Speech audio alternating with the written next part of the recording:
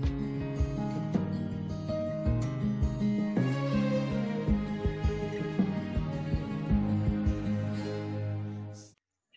marque de la bête et le sceau de Dieu.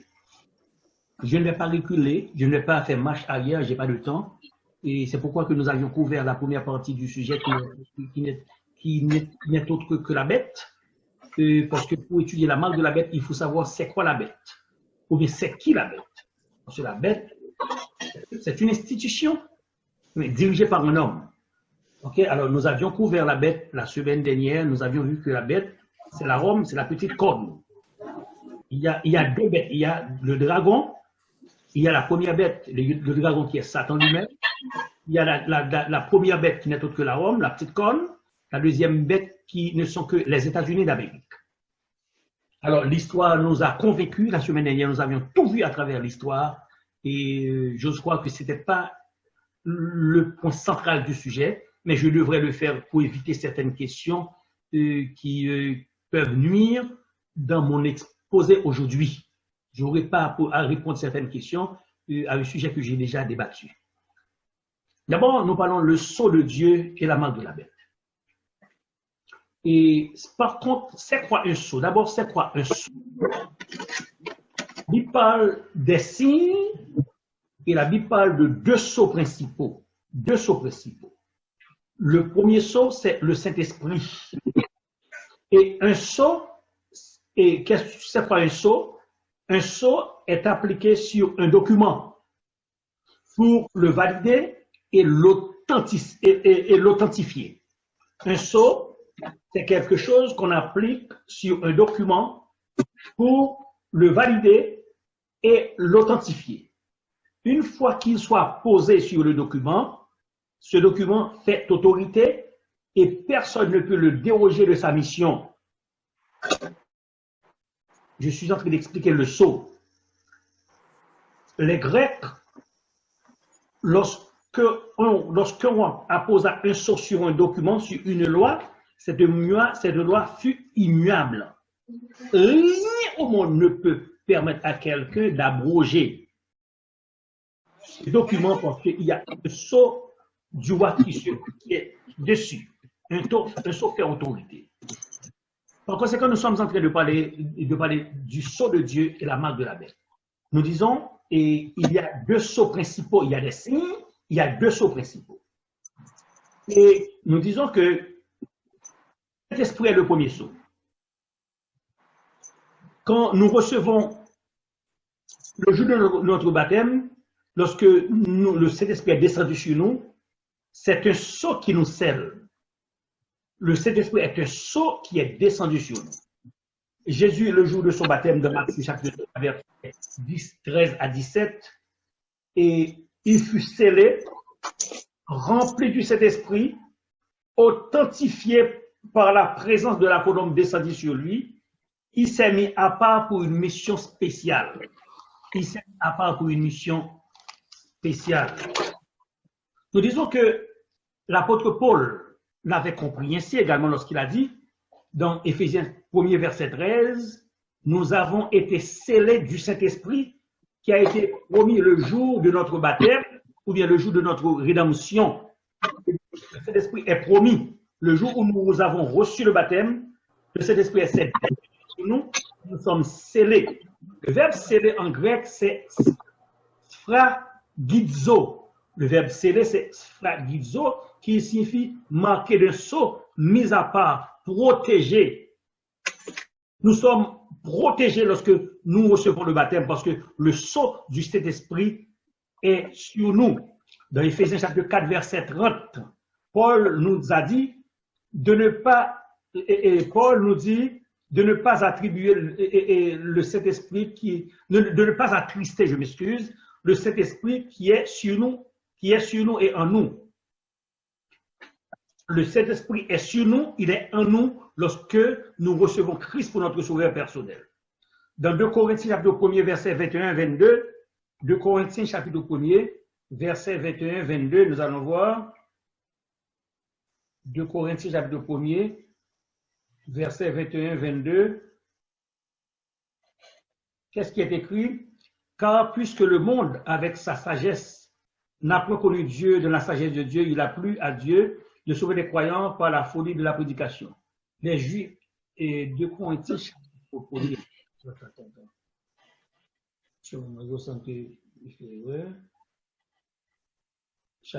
1er verset 21, juste un moment.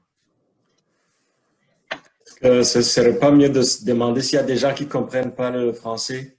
Oh oui, oui, si on peut traduire ça, ça va, ça va. Il y a une traduction qui est nécessaire? Ok, oui, c'est important, oui. 2 Corinthiens, 1er verset 20-21. Où est le sage?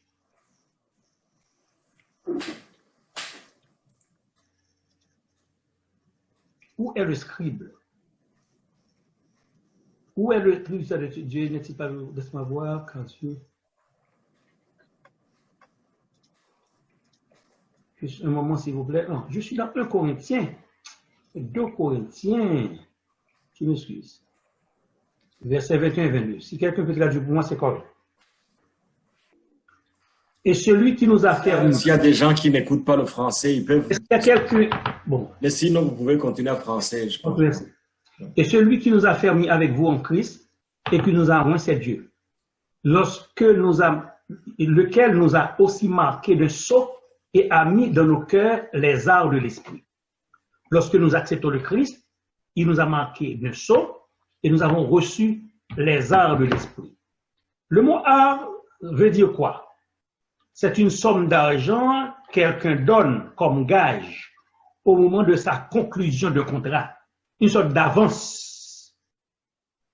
Et les arts de l'esprit sont les dons du Saint-Esprit accordés aux apôtres et aux prophètes en confirmation de leur mission. Avant d'aller en mission, le Saint-Esprit est descendu sur eux. C'est un acompte spirituel pour achever l'œuvre de Dieu, les arts de l'esprit. En résumé, le Saint-Esprit est un sceau pouvant nous identifier comme enfants de Dieu. Ceci est si vrai. Lorsque nous lisons dans Actes chapitre 13, verset 9, qu'est-ce que nous apercevons? Et il y avait un mauvais esprit, j'ose croire, je peux le lire, qui a fait une déclaration lorsqu'il a vu Actes chapitre 13, Actes des Apôtres chapitre 13, verset 9. Qu'est-ce que nous voyons? Et alors Saul, appelé aussi Paul, rempli du Saint-Esprit, fixa les regards sur lui et dit, homme plein de toute espèce de ruse et de fraude, fils du diable, émis de toute justice, ne cesseras-tu point de pervertir les voies droites du Seigneur, maintenant la main, etc. Alors vous connaissez l'histoire, et Elimas, le magicien, a dit à la personne qui était intervenue, je connais Paul, je connais le Christ, mais vous qui êtes-vous?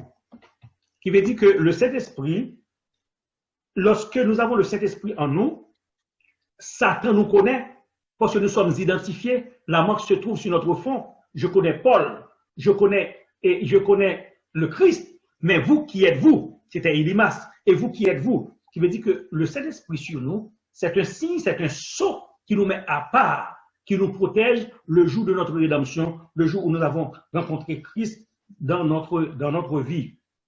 Disons que notre nom s'écrit dans le livre de vie et peut effacer le jour où nous déciderons de partir, de laisser Christ.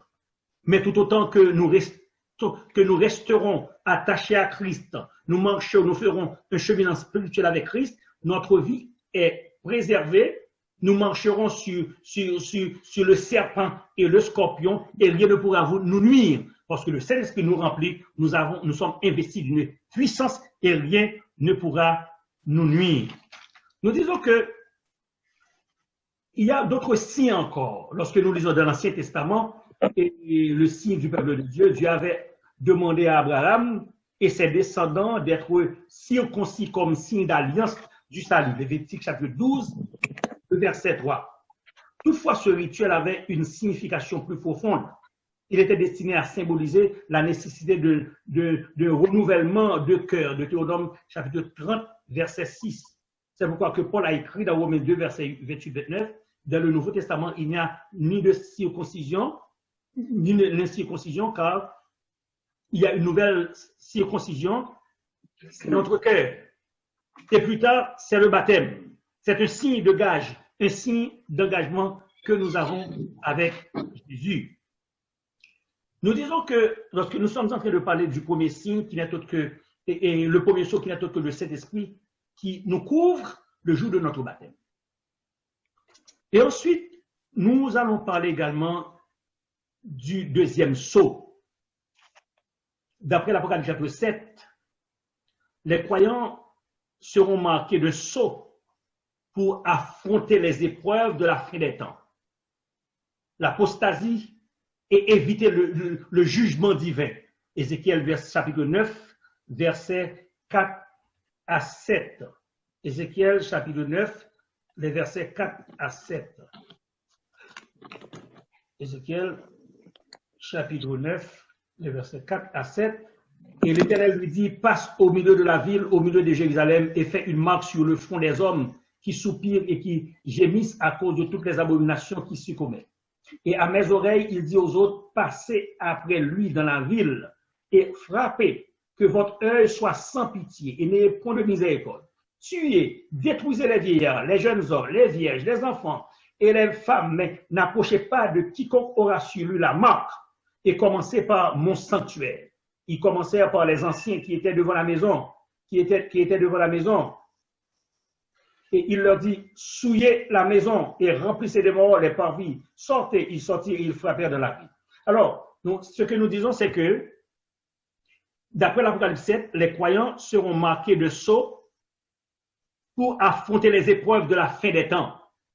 Nous voyons, Ézéchiel, ce que l'Éternel avait dit, l'ange.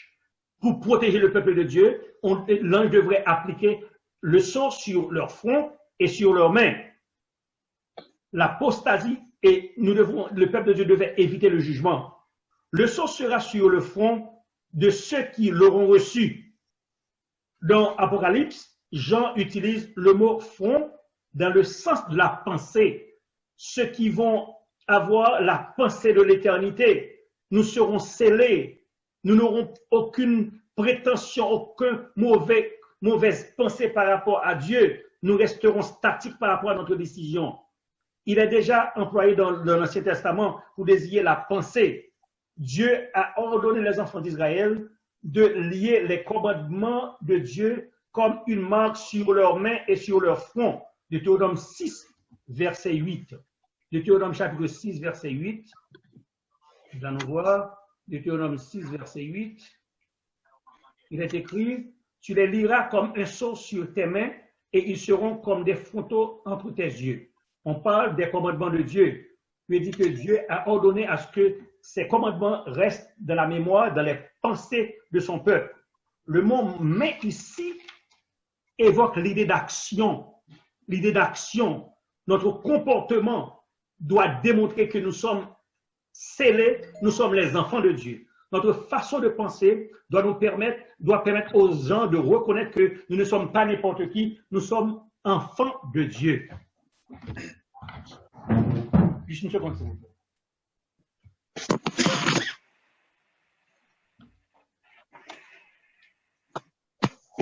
Nous sommes enfants de Dieu. Alors, c'est ce que nous avons, nous voyons.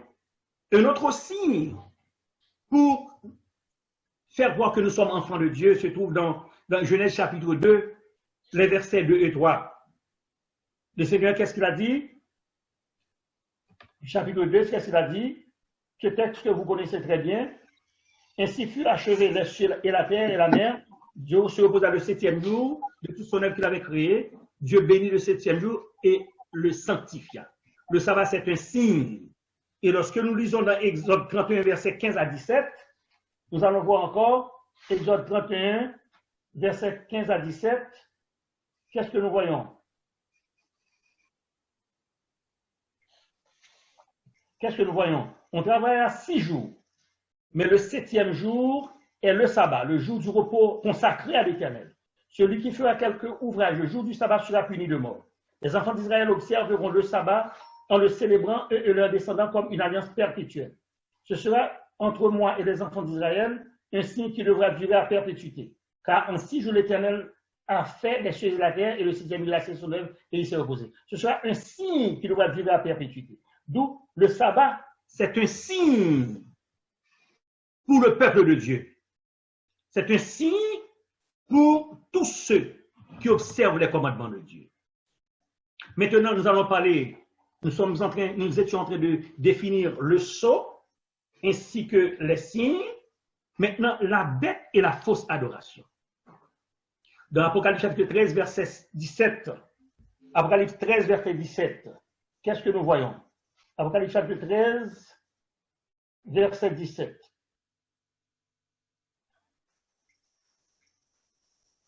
Il est écrit, et que personne ne put acheter ni vendre sans avoir la marque, le nom de la bête ou le nombre de son nom.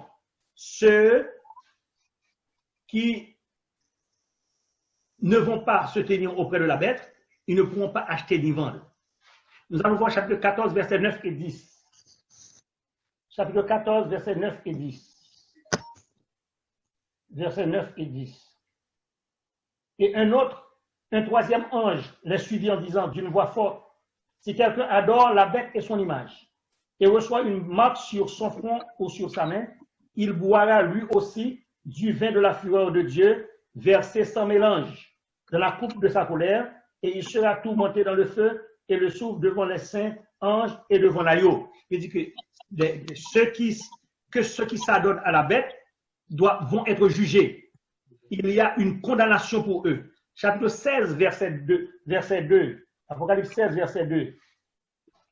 Chapitre 16, verset 2. Il est dit, le premier alla et il versa sa coupe sur la terre et une serve malin et douloureux frappa les hommes qui avaient la marque de la bête et qui adoraient son image. D'où ceux qui auront la marque de la bête, ils vont faire face au jugement de Dieu. Ils vont faire face au jugement de Dieu. Recevoir la colère sans mélange de Dieu, être puni par les 7 derniers fléaux et enfin jeté dans le temps de feu. Quel contraste avec ceux qui ont refusé la marque de la bête et qui sont debout sur la mer de verre. Il y a un contraste entre nous qui voulons rester attachés à Dieu jusqu'au bout et qui ne recevront pas la marque de la bête et ceux qui l'auront reçue, qui feront face à des moments terribles et difficiles sur la terre. Quelle est cette marque et quelle personne et que personne ne voulait recevoir? Quelle est cette marque et que personne ne voulait recevoir? Il y a beaucoup d'interprétations. Il y a beaucoup de choses qui sont en train d'être dites concernant la marque de la bête. Aujourd'hui, nous allons voir c'est quoi la marque de la bête, quelle est cette marque que personne ne voulait et ne veut recevoir. De toute évidence, les versets mentionnés ci-dessus que je viens de vous dire se rapportent à une fausse adoration. La marque de la bête, c'est une fausse adoration. En outre, la quatrième puissance de Daniel, chapitre 7, dans sa dernière phrase, également décrite comme la bête de l'Apocalypse, chapitre 13. Daniel 7, ainsi qu'Apocalypse, chapitre 13, ils décrivent les mêmes bêtes.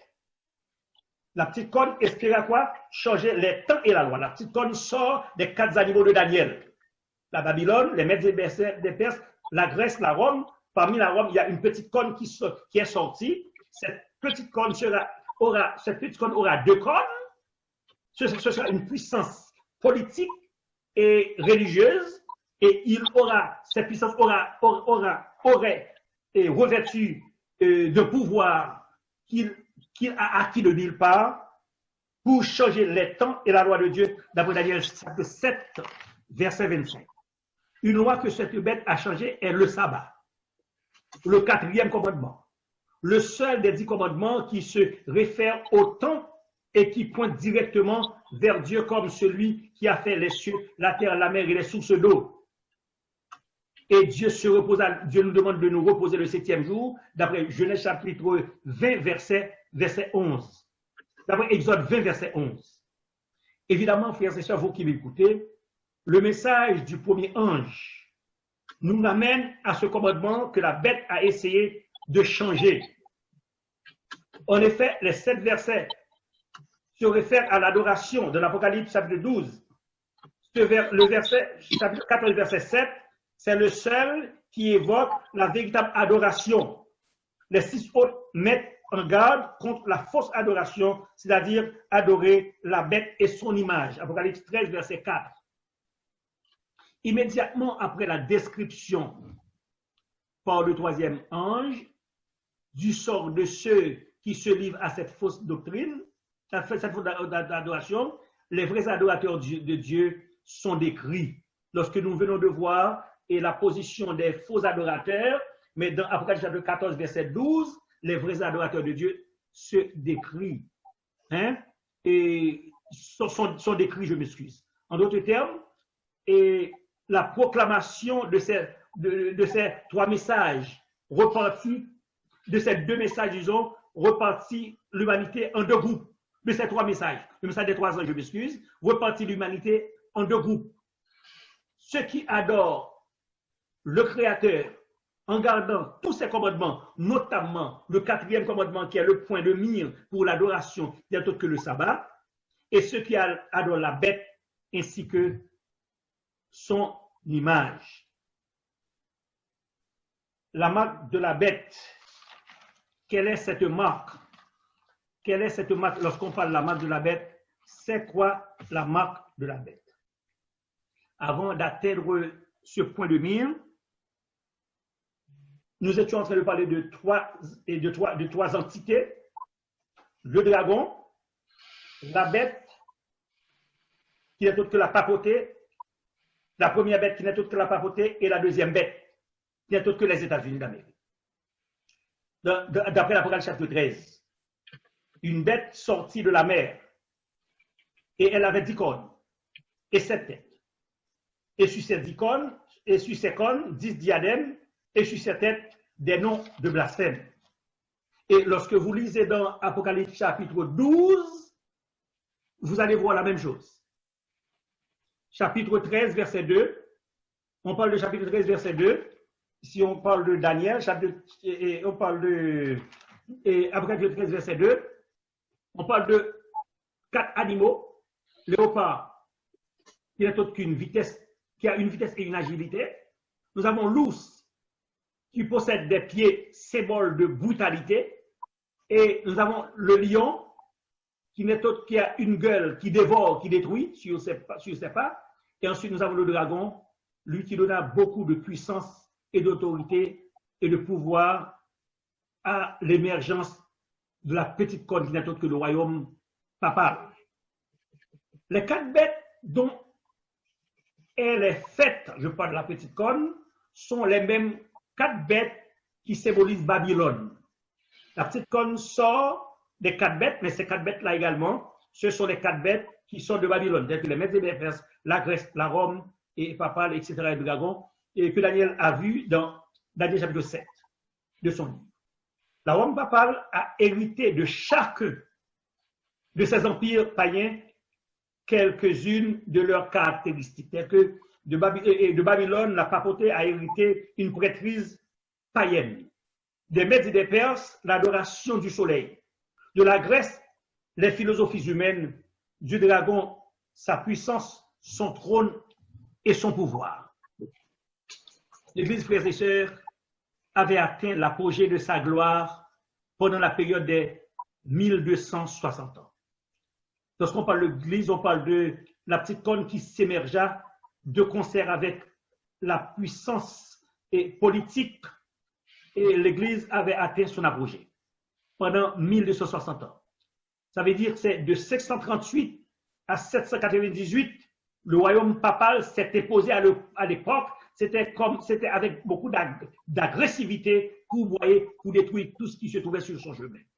Cependant, l'Apocalypse nous dit que la première bête, recevrait une blessure mortelle, c'est de puissance.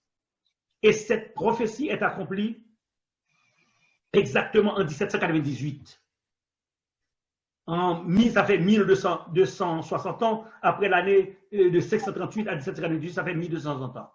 Le pape fut arrêté, et vous le savez bien, c'est une histoire que je vais répéter, et fait prisonnier, et l'Église catholique reçut un coup mortel à cette époque. Et cet événement a eu lieu pendant la Révolution française, quand le général Berthier, l'un des généraux de Napoléon, a proclamé à Rome le 15 février 1798, que le pape ne devait pas exercer aucune de ses fonctions. Napoléon a détruit et a détrôné le pape parce que les pontifes étaient seuls à rayer. Ils étaient devenus les seuls agents de paix, de la loi et de sécurité dans toute l'Europe occidentale. En 1798, Napoléon a décidé qu'il n'y aurait plus de pape.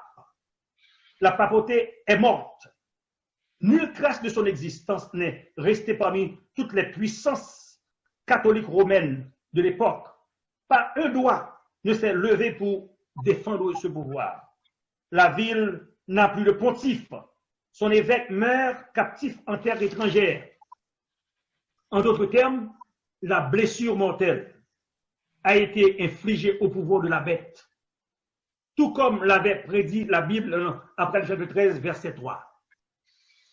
Suivant la prophétie, frères et sœurs, de l'Apocalypse chapitre 13, verset 3, la blessure mortelle ne produirait pas la mort proprement dite, mais seulement une blessure à l'Église catholique.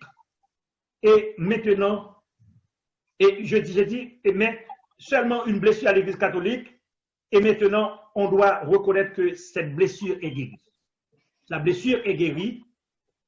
Pourquoi? Parce que l'histoire nous dit qu'en 1801, Napoléon a signé un concordat avec le nouveau pape, Pie VII.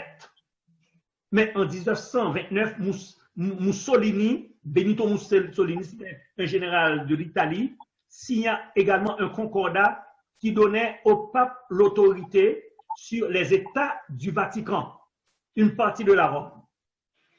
Depuis 1929, la blessure se guérit rapidement et complètement. En 1776, l'histoire nous rapporte que ces gens qui ont été persécutés, poursuivis, martyrisés par la Rome agressive, ils ont laissé l'Europe, ils sont venus en Amérique, une petite terre qu'ils ont vue, et de part et d'autre, les gens sont venus et ils ont construit la deuxième bête que nous avons aujourd'hui, qui n'est autre que les États-Unis d'Amérique en 1776. Les États-Unis d'Amérique, un pays protestant. Sur cette terre, ces gens, ils ont connu l'agressivité, la torture, l'esclavage. Maintenant, ils sont venus sur cette portion de terre. Il y a la liberté qui s'est installée. Là pris naissance l'Église protestante avec force. Un pays protestant bâti sur le principe de séparation entre l'Église et l'État et qui a protesté vigoureusement. Parce qu'à Rome, c'était l'Église et l'État. Maintenant, l'Église protestante aux États-Unis qui a pris naissance, on a séparé ce pouvoir. Et c'est vigoureusement l'établissement du pouvoir papal dans ce pays. Dit, nous devons séparer l'affaire du pape. L'Église s'est libérée aux États-Unis. Il n'y a que la deuxième bête qui a pris naissance et qui s'est propulsée avec une force extraordinaire. Nous disons que, en dépit de tout, cette deuxième bête, quelques temps plus tard, s'est pliée devant la première bête pour faire alliance avec elle. Les temps ont bien changé, le temps a bien changé, et même les États-Unis sont en admiration derrière la bête quelques temps plus tard. En 1951, le président Harry Truman demanda au Sénat d'approuver la nomination d'un ambassadeur au Vatican. Les États-Unis, ils ont donné le bras, la main au pape. La deuxième bête s'est soumise au pouvoir de la première bête qui n'est autre que la Rome. La question se posait, maintenant on se pose la question, la vaccination qui risque d'être imposée est-elle la marque de la bête?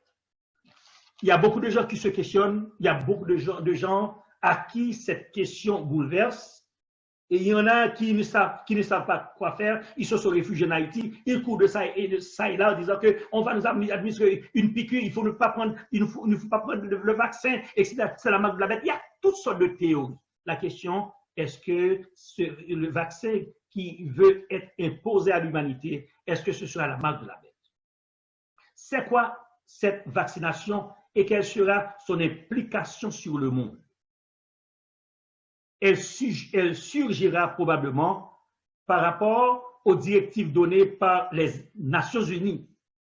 Les Nations Unies va se mettre en branle pour imposer, de concert avec la science, pour imposer cette vaccination le mobile, ce sera la santé mondiale.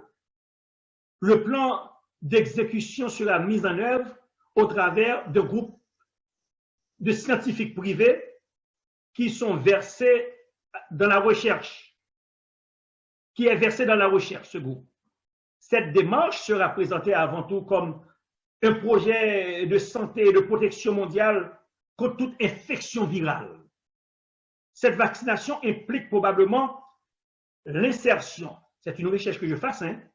J'ai dit, cette vaccination implique probablement l'insertion sous-cutanée d'un microchip ou d'un tatouage biométrique transparent contenant toutes les données identitaires d'un individu afin de le ficher. Ce vaccin va entrer en dessous de notre peau. Nous allons avoir toute notre identité dans notre peau. Lorsque nous arrivons quelque part, on va nous reconnaître. Peu importe l'endroit où nous serons, on va nous retracer. Ce vaccin va nous identifier partout où que nous soyons. Il y aura un fichier pour nous. Il y a des endroits qu'on dit qu'on n'aura pas besoin de passeport. Le but de cette démarche ne pourrait pas comparer à celui de la marque de la bête, qui aura pour objectif l'adoration. La marque de la bête, c'est l'adoration. Ce sera la marque de la bête, c'est spirituel plus que scientifique. Cette vaccination ne sera pas nécessairement obligatoire, car si aujourd'hui il est implémenté, un grand nombre s'oppose à ce projet. Aujourd'hui encore, il y a beaucoup de débats. Il y a des gens qui s'opposent. Il y a des gens qui vont se cacher, qui ne vont pas être poursuivis pour prendre ce vaccin, parce que c'est littéral. C'est un projet scientifique, tandis que la marque de la bête, c'est une mentalité, c'est une conception, c'est une prise de position contre Dieu pour se libérer. La position, il y a des questions qui m'ont été posées. Je pense que, et si Samuel est là, je vais répondre à sa question. La position de l'Église catholique par rapport à la marque de la bête, par rapport à 666 et par rapport à la bête. Ce sont des recherches que je fais pour vous concernant la position de certaines églises. Pour l'Église catholique, la deuxième bête, qui n'est autre que les États-Unis, ce sont des fausses religions. Nous le considérons comme des États-Unis. D'après la position de l'Église catholique, ce sont des fausses religions. Cette bête est marquée du chiffre 666. Ce sont des fausses religions. La bête représente des fausses religions qui est marquée du chiffre de 666. Cette deuxième bête du verset 11 de l'Apocalypse chapitre 13, cette bête ressemble à l'agneau, mais elle parle comme le dragon. C'est la figure des fausses religions qui entraient en concurrence avec le christianisme. La deuxième bête pour eux, ce sont les autres religions, hindouisme, musulmans, qui vont persécuter le christianisme en général. Des fausses croyances qui offraient une religion céleste, mais qui ne condamnaient pas les péchés de la première bête. Alors, ces religions autres que le christianisme ne condamneraient pas les péchés de la première bête. Le verset 11 dit, cette bête parlait comme le dragon. C'est important. Cela veut dire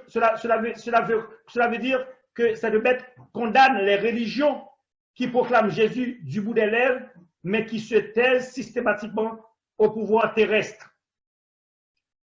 En tout temps, et surtout dans les systèmes dictatoriaux, il y a eu des personnes qui ont parlé et comme le monstre. Cela peut arriver même dans notre pays aussi bien de la part des catholiques que des protestants. Le verset 14, toujours l'Église catholique. Le verset 14, faites donc une statue de cette bête. Cela veut dire que ces fausses religions, l'Église catholique qui parle, les fausses religions parlent de la deuxième bête, ces fausses religions se mettent au service de la première bête. Ils considèrent toute la première bête comme la Rome. Le pouvoir politique romain et sa corruption l'Église catholique attaque la Rome et sa corruption. Ce sont des religions opportunistes. On parle de la deuxième bête, ce sont les autres religions et musulmans, etc. Ce sont des religions opportunistes qui deviennent esclaves des seigneurs du monde, qui prêchent sans aucun sens critique la soumission religieuse aux autorités sans rendre compte. Elles transforment le pouvoir politique des faux dieux. Verset 17. Nul ne peut acheter et vendre. Nous disons que l'interprétation de l'Église catholique de 666, comment peut-on le voir? Nous voyons qu'ils ont dit que la deuxième bête, ce sont les autres églises, les autres dénominations. OK? Et l'interprétation de 666 de l'Église catholique. L'auteur affirme, nous constatons donc que ce chiffre 666 était comme un puzzle pour essayer de chercher l'homme pervers de ce temps-là. C'est une folie d'appliquer ce chiffre au pape comme le font certains anticatholiques, comme si Pierre, le premier pape de l'Église du Christ et ses légitimes successeurs devaient être identifiés à l'empereur romain qui tuait les chrétiens. C'est ridicule d'attribuer le titre de démon ou de bête à un personnage de la taille morale comme le pape. Cette méchanceté qui n'est que le fruit d'ignorance effrontée a toujours existé. N'oublions pas que lorsque Jésus expulsait les démons et faisait le bien à tous, même les pharisiens l'accusaient d'être possédé par l'esprit de Belzébul. Marc 3, verset 32. Ce chiffre 666 correspond à certains empereurs romains, probablement Néron, qui, dans sa crise de folie, tuait 50 millions de chrétiens en les considérant comme des chiens. Voilà comment l'Église catholique aujourd'hui attaquait la Rome d'Europe d'antan qui ont tué des chrétiens. Alors, 666, c'est pour Néron, ces empereurs romains de l'époque, mais non pas l'Église catholique d'aujourd'hui. Et nous voyons certains énoncés également de la part de l'Église baptiste concernant la bête et 666. D'après l'Église baptiste, 666 signifiait la richesse, le pouvoir, la sagesse et l'autorité. Je ne peux pas lire tout, de Chroniques chapitre 9, verset 13 à 38. Ils ont considéré Salomon comme au cœur de 666. Salomon a reçu cette marque à cause de sa richesse, par sa richesse. 1 Roi 2, verset 24 et 25. Apocalypse 13, verset 7, Romains 7, verset 25. Tous ces versets-là sont attribués au roi Salomon. Le roi Salomon est très fort. Il est le grand roi de la terre. D'après 1 Roi 10, verset 23, je parle de l'Église baptiste, la conception. Il a eu beaucoup de femmes. Il était un antéchrist. Un antéchrist. L'antéchrist aura beaucoup de femmes, parce que l'antéchrist aura beaucoup de femmes et de l'autorité, d'après Daniel 11, verset 36 à 39. Je parle de la position de l'Église baptiste. Pour faire suite à ces versets, nous pouvons lire 1 Roi, chapitre 11, verset 5 à 8. Nous voyons deux grands esprits que Salomon adorait. L'esprit de Kénosh, qui signifie l'esprit du Père, et l'esprit de Moloch, qui signifie l'esprit du Fils. Alors, voilà comment l'Église baptiste, à son tour, a décrit la marque de la bête ainsi que la bête. Mais comment l'Église adventiste, comment nous voyons ce verset? D'abord, nous avons l'idée que la marque de la bête, c'est le vaccin. La marque de la bête, c'est le virus. La marque de la bête, ça a quelque chose à voir avec l'adoration, c'est quelque chose de spirituel. La deuxième bête qui a deux cornes, signifie les deux pouvoirs, politique co-religieux. Ces pouvoirs se ressemblent à celles de Nayo, qui parle comme le dragon. Le mot grec pour semblable, c'est homoios, qui signifie pareil à. Donc, la bête imite l'ayo par ses deux cornes. Il est facile d'identifier l'image de Nayo. D'après Apocalypse 5, verset 13, ici, l'ayo immolé qui représente Jésus. Dans Jean 1er, verset 29, Jean-Baptiste a dit, voici l'agneau de Dieu qui ôte le péché du monde. La deuxième bête est la servante de la première bête. Elle a son service, elle est à son service, d'après Apocalypse 13, verset 12 à 14. Elle impose un culte démoniaque sur toute la terre. Elle impose sa puissance. Elle demande à tout le monde d'adorer la première bête. Il y a une sorte de coalition entre la première bête et la deuxième bête. Le dragon a investi dans la première bête. Et la première bête a supporté la deuxième bête. C'est une sorte de trinité. Dragon, première bête et deuxième bête.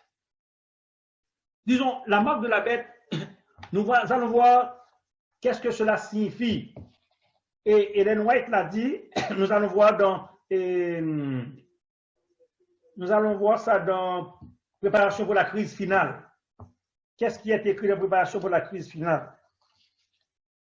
Nous allons voir qu'est-ce qui est écrit concernant le sceau de Dieu et la marque de la bête. Voilà ce qui est écrit. Elle fit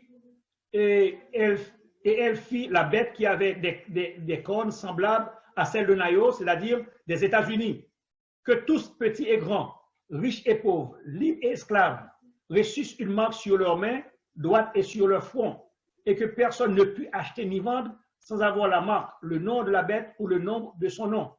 Bien que nous ne comprenions pas encore tout ce qu'implique cette marque de la bête, nous savons qu'elle désigne ceux qui observeront le dimanche. Ceci ne se produira que lorsqu'ils auront pleinement rejeté la vérité sur le sabbat. Alors, on aura la marque lorsqu'ils auront rejeté pleinement l'observation du sabbat. Ce sera la grande persécution. Au moment où le dimanche sera imposé par un décret. La bête ayant des cornes semblables à celles de Nayo, c'est-à-dire les États-Unis, est la puissance qui, à la demande instante de l'union des églises protestantes, apostates, sera une image de la bête et imposera la marque de la première bête. C'est-à-dire que les églises protestantes vont faire une coalition avec la deuxième bête qui n'est autre que les États-Unis d'Amérique, ainsi que la Rome. L'État mettra en vigueur l'observation du dimanche par une législation coercitive. Il rendra cette observation obligatoire et persécutera ceux qui s'y opposeront. Les États-Unis seront les premiers à imposer cette loi, mais les autres pays ne tarderont guère à faire de même. Dieu reconnaît la sincérité de ceux qui observent innocemment le dimanche, croyant que c'est le vrai jour de culte. La marque de la bête ne leur sera pas appliquée avant qu'ils aient connaissance de l'enseignement biblique et soient ainsi à même de choisir entre la vérité et l'erreur.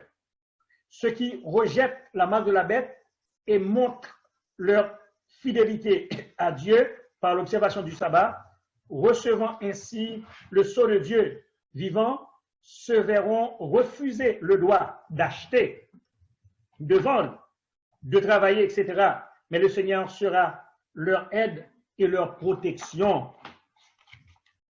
Le signe ou le sceau de Dieu se trouvera dans l'observation du sabbat, institué en souvenir de la création, le 7e jour de la semaine. L'Éternel parle à Moïse et dit, par aux enfants d'Israël, dis-leur, vous ne manquerez pas d'observer mes sabbats, car ce sera entre moi et vous et parmi vos descendants un signe auquel on connaîtra que je suis l'Éternel qui vous sanctifie. La marque de la bête est au contraire l'observation du dimanche, le jour de la semaine. Cette marque distingue ceux qui reconnaissent la suprématie papale et ceux qui acceptent l'autorité de Dieu. Alors, j'arrête là pour recevoir toutes sortes de questions par rapport à l'exposition du sujet. Nous avons 40 minutes.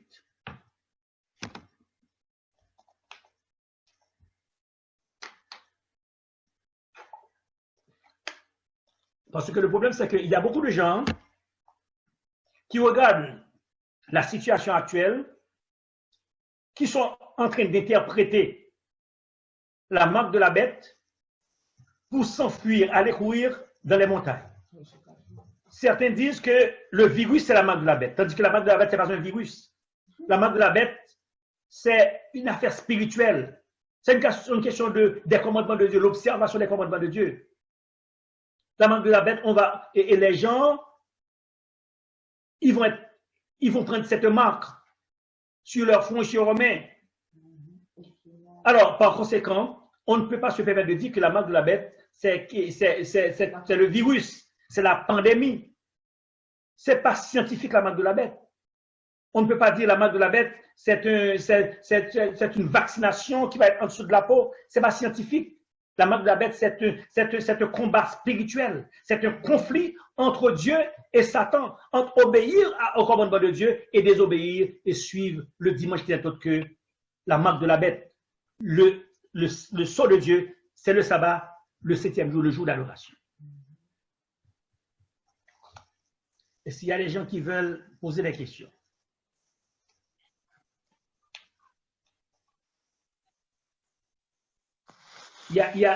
Si on pose des questions, il y a quelqu'un qui veut répondre à ma place, il sera bienvenu également.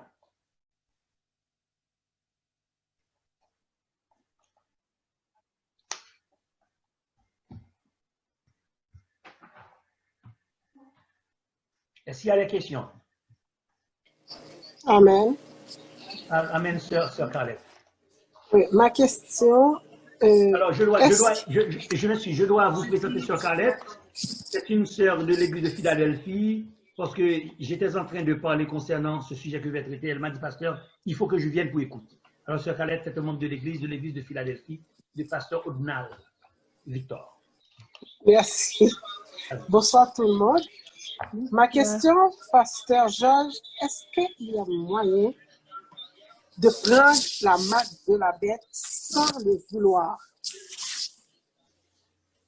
Est-ce qu'on peut prendre la marque de la bête sans le vouloir? Est-ce qu'il y a quelqu'un qui veut répondre?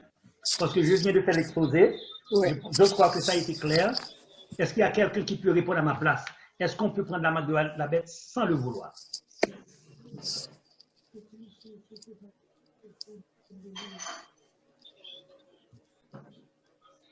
N'oubliez pas que la marque au front, c'est le vouloir d'admettre et de renier Dieu, la parole de Dieu, et de supporter les désidératas de ce monde apostat. Et sur la main, c'est d'oublier le sabbat, d'aller travailler pour gagner son pain. Sur la main et au front. Alors, la question, est-ce que quelqu'un peut prendre la marque de la bête sans le vouloir?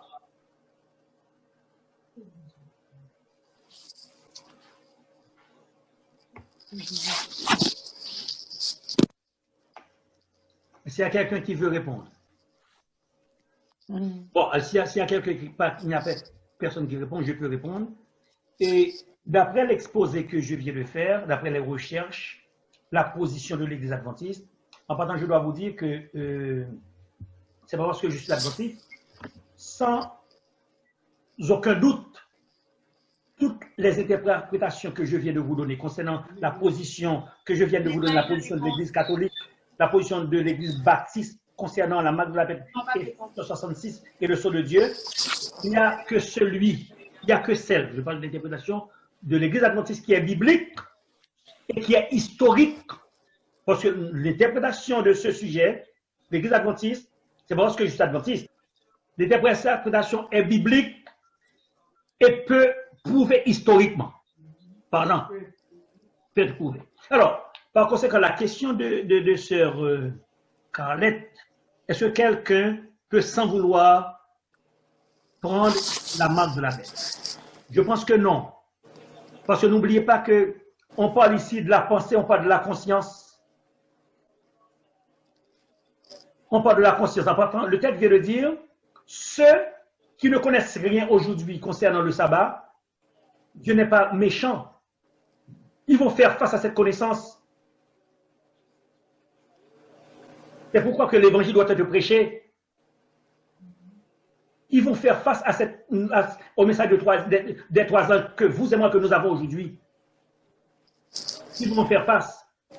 Ils feront un choix personnel. Parce que Dieu n'est pas méchant de punir ceux qui sont dans l'ignorance. Ils feront un choix personnel. Parce que ce sera, vraiment, je dois vous dire, ce sera très dur de ne pas être en mesure d'acheter ni de vendre. Persécution. Vous allez avoir faim. Vous allez être poursuivis. Certains vont être tués, torturés. Ce sera dur. L'Église va être détruite complètement. Lorsqu'on parle d'Église, on ne parle pas, je ne parle pas de vous. Je parle des 4 murs, ce que nous avons comme l'Église. La conférence générale, les pasteurs, il y a quelqu'un qui a son micro ouvert. On parle des 4 murs, le système. La structure en place va être complètement poursuivie, persécutée, présentée aux tribunaux. Des pasteurs vont être tués, des frères vont être tués. Ce sera la chasse, et comme je dis, chasse aux sorcières. La chasse aux sorcières, vous comprenez ce que je voulais dire. Alors, nous ferons face à des moments sauvages. Mais ceux qui resteront solides, Dieu aura un moyen de les en faire sortir. C'est là que nous voyons que tout de suite, cette grande persécution, ce soit la marque de la bête et le sceau de Dieu. Il y a beaucoup de chrétiens qui ne vont pas être tués. Ils vont prendre refuge dans les forêts. Ils vont s'enfuir dans la forêt comme Élie qui s'est enfui. Mais Dieu pourvoira à leur eau et leur pain vont être assurés. Mais il y aura beaucoup de morts, beaucoup de martyrs, parce que cette persécution sera agressive. Ce sera la coalition entre l'État et les églises protestantes et l'église catholique. Parce que le problème, c'est qu'on va dire que dans la crise financière mondiale, planétaire que nous sommes, nous ne pouvons pas nous permettre d'avoir 2 jours de congé. On ne peut pas avoir samedi et dimanche. On va imposer le dimanche comme jour de repos. Le samedi, toutes les portes de l'église doivent rester fermées. Et nous devons aller au travail. La manière que vous n'allez pas acheter et vendre là, c'est cette manière-là parce que vous n'allez pas trouver de l'argent. Parce que vous ne voulez pas transgresser le sabbat. Et tous les travaux vont se faire uniquement le samedi. Les samedis. Les portes de l'église doivent rester fermées les dimanches. Vont rester fermées les dimanches. Alors c'est là que nous voyons que les choses vont se dégénérer. Alors nous ne sommes pas encore là. Pour ceux qui courent, nous ne sommes pas encore là. L'Église est toujours là. Nous adorons le Seigneur. Il n'y a pas de persécution. Nous ne sommes pas encore arrivés à ce moment-là.